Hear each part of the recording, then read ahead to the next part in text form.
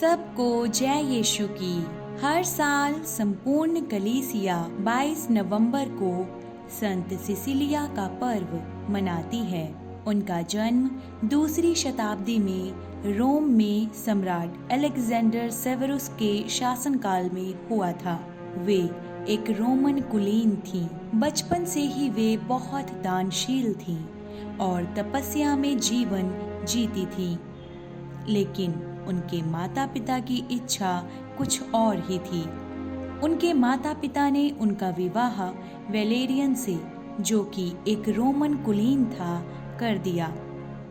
उनके विवाह के समय संत सिसिलिया गाना बजाते हुए प्रभु से एक वाचा बांध रही थी कि वे जीवन भर उन्हीं की बनी रहेंगी। विवाह के बाद जब वे वेलेरियन के पास गईं, तब उन्होंने वेलेरियन से कहा, अगर तुम मुझे छुओगे तो प्रभु का दूत तुम पर गुस्सा होगा और तुम्हें कष्ट झेलना पड़ेगा। वेलेरियन उनके साथ सहमत तो हो गए, मगर उनसे उस दूत को उन्हें दिखाने को कहा।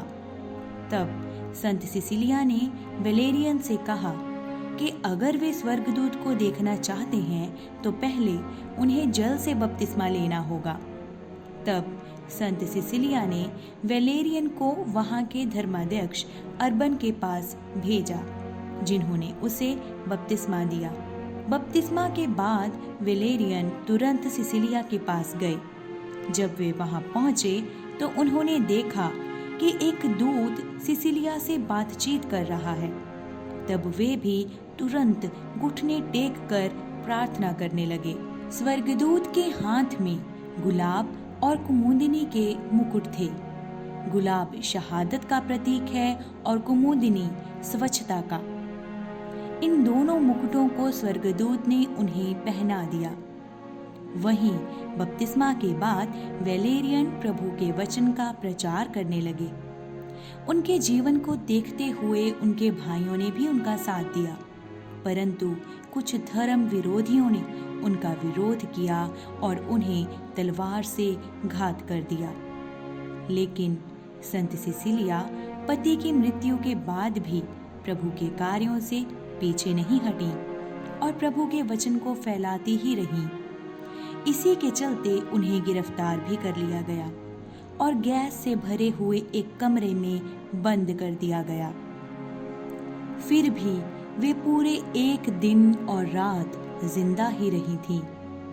यहाँ तक कि उन्हें गर्म पानी में भी डाला गया। उसके बाद उनके सर पर और छाती पर कुल्हाड़ी से मारा गया। 3 दिन तक उनके शरीर से लहू टपकता रहा।